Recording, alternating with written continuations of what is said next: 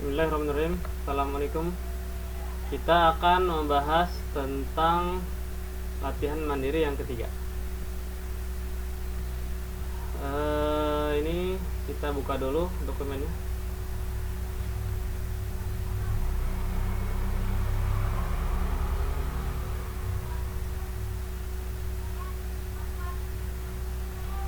Baik. Ini adalah latihan mandiri yang ketiga. Kita perbesar dulu.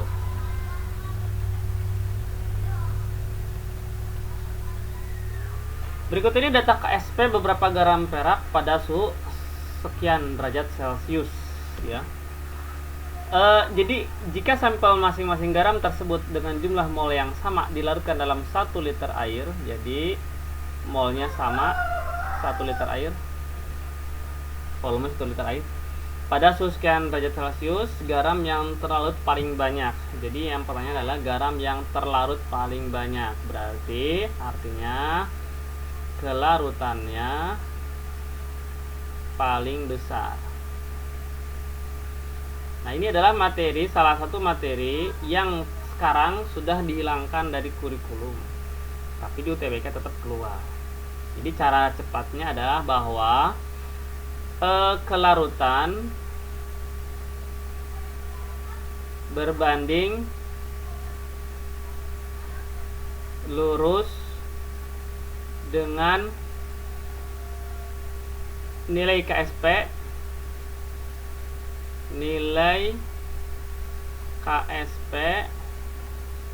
yang diakarkan jumlah ionnya. Susah banget ya. Gampang, tenang aja. Jadi gini, kan rumusnya adalah KSP itu sebanding dengan jumlah nilai kelarutan. Ini kelarutan ya, S itu kelarutan ya. S itu kelarutan ya. Jadi S sama dengan kelarutan. Sementara kalau KSP itu hasil kali kelarutan. Hasil kali kelarutan. KSP sebanding dengan kelarutan pangkatkan jumlah ion. Ini cara ininya ya, cara cepatnya. Jadi kalau kelarutan berarti akar pangkat jumlah ion X aja ya. X aja, kita anggap X jumlah ionnya supaya enak, dari KSP. Nah, di sini kita tahu namanya di sini kan hampir semuanya ada pangkat-pangkatnya, 10 pangkat sekian ya. Ingat ya, kalau pangkat diakarkan maka dia dibagi dengan jumlah ionnya. Misalkan ya, yang A, Ag2CO3, Ag2CO3, itu kan jumlah ionnya adalah sebanyak Ag-nya ada 2, CO3-nya ada 1, berarti dia ada 3, berarti ionnya ada 3. Berarti ini akar pangkat 3 dari 6,2 kali 10 pangkat min 12. Ya, ingat ya, kalau angka depannya kita ini aja kita abaikan, kita lihat pangkatnya ini ya, karena ini sangat berpengaruh. Ingat, kalau pangkat diakarkan berarti dibagi kan. Nah, berarti ini sekitar 10 pangkat min 12 dibagi 3. Nah, berarti berapa? Min 4. Nah, berarti nanti semuanya kamu kayak gitu aja. Jadi semuanya nanti dibagi aja. Jadi misalkan yang B itu kan ada berapa ionnya? AgCl. Ionnya berarti 1 tambah 1, berarti jumlah ionnya adalah 2. Berarti kita langsung aja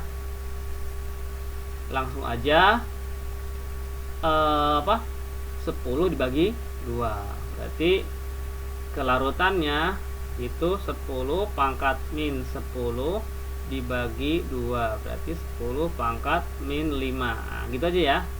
Udah, kita langsung aja berarti ya. Yang C itu kan berarti apa? Ag3PO4. Ada berapa ionnya? Ag3PO4, Ag-nya 3, PO4-nya 1, berarti dia jumlah ionnya ada 4. Ya. Kita langsung di sini aja ya.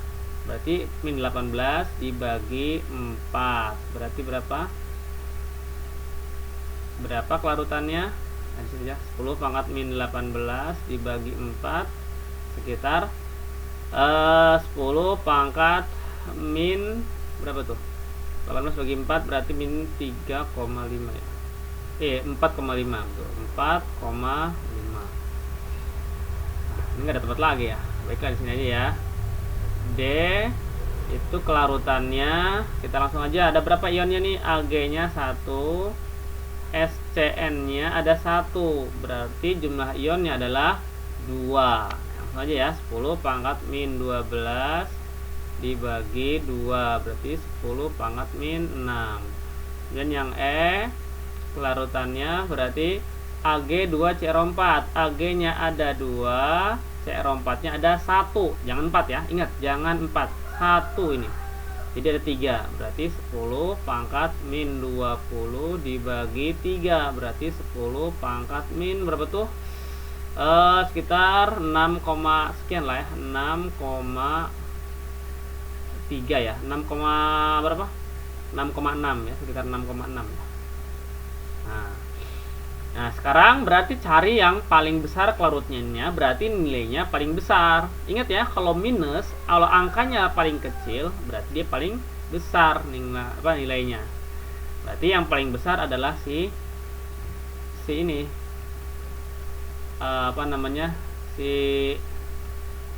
Ag2CO3 karena dia minus 4, pangkat minus 4. Ingat ya, minus 4 lebih kecil daripada yang lainnya. Berarti jawabannya adalah si Ag2CO3. Gitu ya. Jadi tinggal dibagi aja pangkatnya ya. Ingat aja, pangkatnya tinggal dibagi dengan nilai jumlah ionnya. Itu cara cepatnya.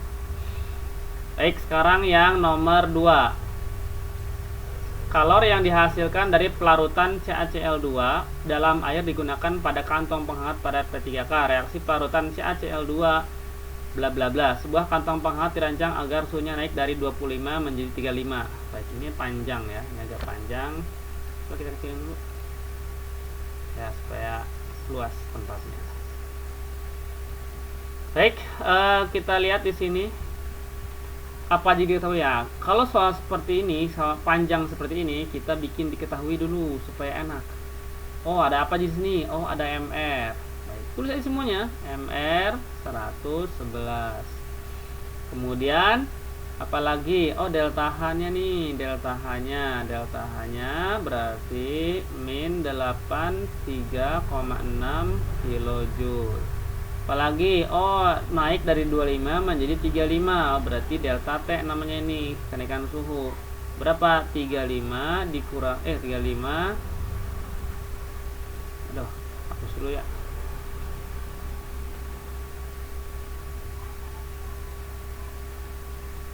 35 dikurangi 25 berarti 10.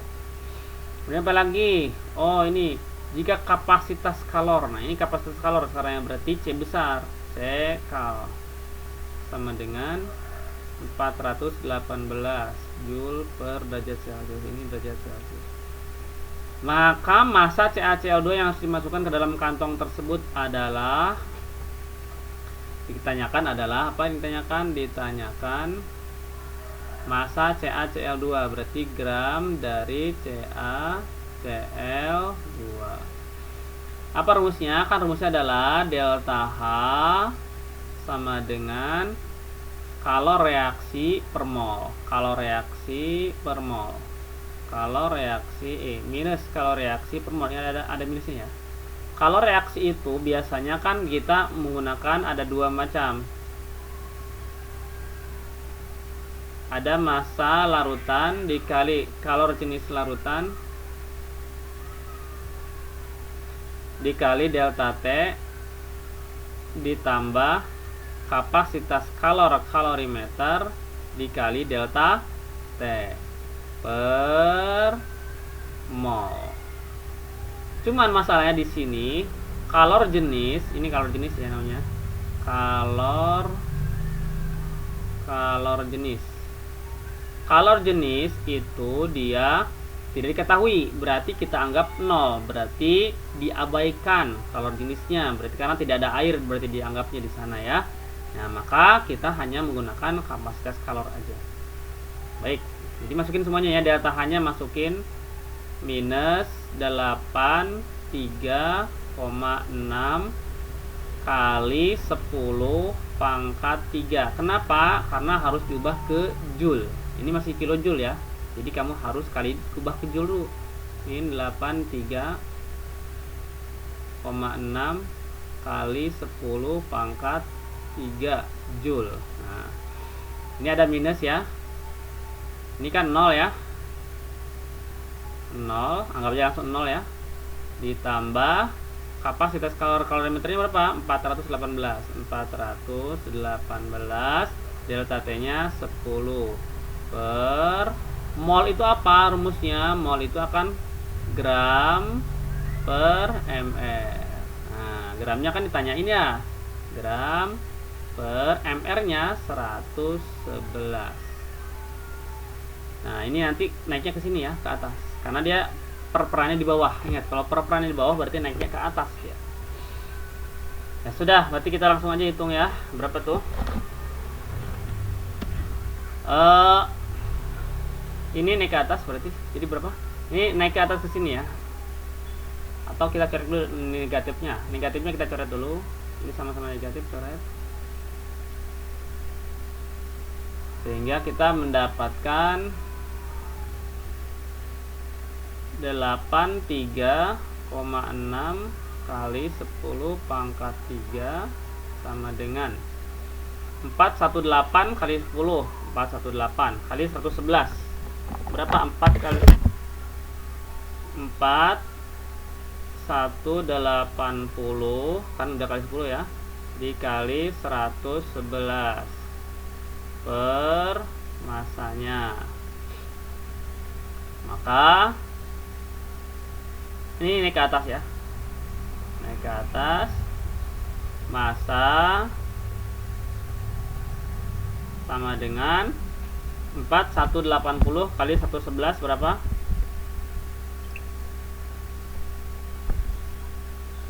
4180 kali 100 adalah berapa? 463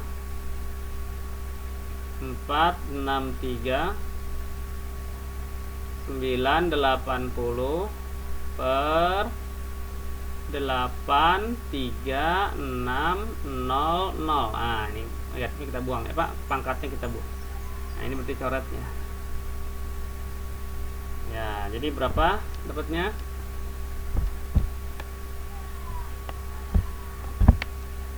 5,55 gram. 5,55 gram. Jadi jawabannya adalah yang D. Baik, itu ya. Jadi gampang ya.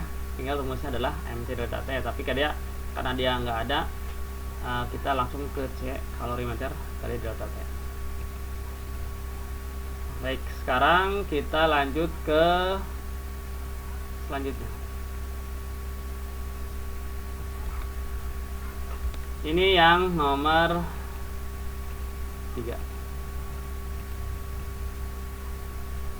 Dalam air terjadi reaksi kesetimbangan berikut. H2 menghasilkan H plus tambah OH minus. Delta H-nya plus 57 kJ per mol. Nah, ini artinya dia delta H-nya endoterm. Endoterm.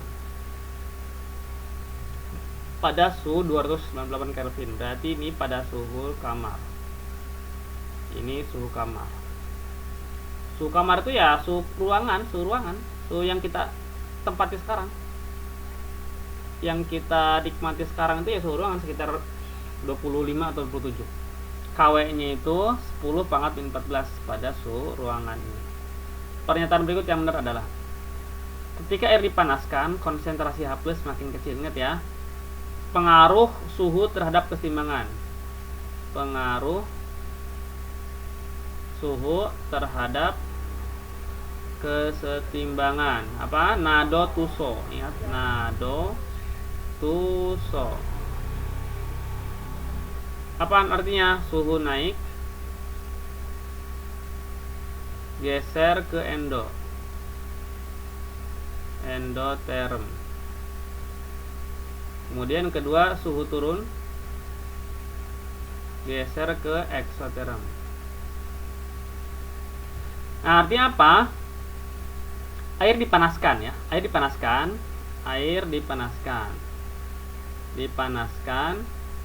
berarti suhu naik. Kalau suhu naik berarti dia geser ke endo. Mana yang endo? Endo yang ke kanan. Endoterm itu yang ke kanan. Kenapa? Karena tandanya positif ya. Tanda positif berarti ke kanan endoterm. Berarti geser ke kanan kan? Suhu naik berarti geser ke produk. Suhu naik geser ke produk. Geser ke produk artinya apa? Jumlah produk makin banyak. Jumlah produk makin banyak. Ya. Berarti harusnya karena geser ke kanan, maka jumlah H+ makin banyak, jumlah OH- makin banyak karena dia makin geser ke kanan, karena di sebelah kanan. Oh, ini harusnya H2O nih ya. Ya, ini berarti salah ya. Harusnya dia makin banyak, harusnya makin besar. Sama ini juga harusnya makin besar. Ketika dipanaskan, harga PKW makin kecil. PKW itu apa PKW? Kalau ingat ya, kalau dia pH itu adalah min log H+. Ya. Nah, maka kalau PKW min log KW. Nah, sekarang anggap pada suhu 25 derajat Celcius, KW-nya 10 pangkat min 14. Pada suhu yang lebih tinggi, misalkan kita ambil yang ekstrim aja, 100 derajat Celcius, maka KW-nya misalkan 10 pangkat min 15. Berarti gedean mana? KW pada suhu 25 atau KW pada suhu salah, bukan 15 ya. Karena dia harusnya membesar.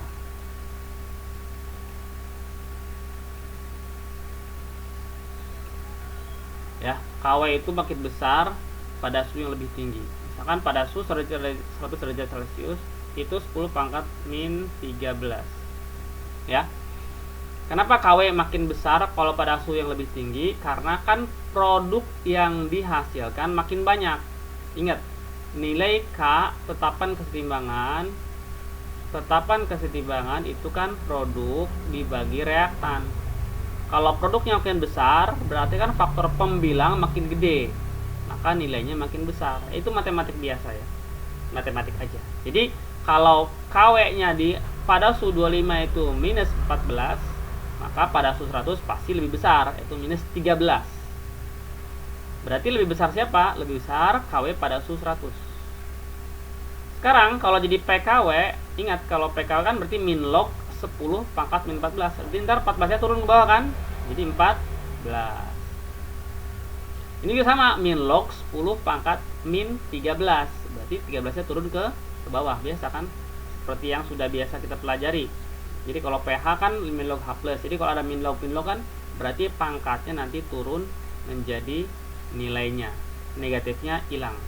Gitu ya. Itu udah kita pelajari waktu kelas 11. Mana yang lebih besar? Pada suhu 25 apa pada suhu 100? Lebih besar pada suhu 25. Nah, jadi kan nilai KW dengan nilai PKW itu berbanding terbalik, ya. Ketika dipanaskan, harga PKW makin kecil. Betul ya, makin kecil ya. Pada suhu 100 ternyata dia 13. Betul. Berarti jawabannya adalah yang C. Ya. Yang C. Baik. Kalau yang nomor D berarti salah ya. Harusnya dia ketika dipanaskan pH air menjadi lebih kecil dari 7. ya, karena kan dia makin kecil. Ingat kalau ada min log ini kan berarti kan makin kecil angkanya.